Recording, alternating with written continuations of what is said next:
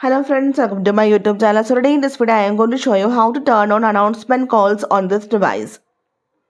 Simply go to settings, scroll to bottom.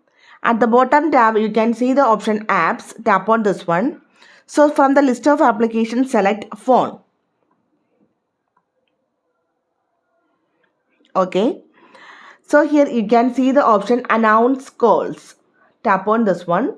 Here you can see some options. If you want to announce the caller details, then always, if you want to enable, then you have to select the option always.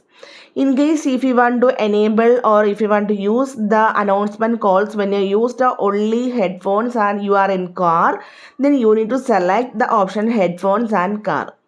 So if you want to announce the caller details only when you are using headphones, then you can select the option headphones only. So if you want to disable this option, select the option never. So here I am going to select the option always, that it will turn on the announcement calls. That means it will announce the caller details every time, always. So simply in this way we can turn on the announcement calls on this device. I hope you guys enjoy this video. Thank you for watching. Thank you. Bye bye.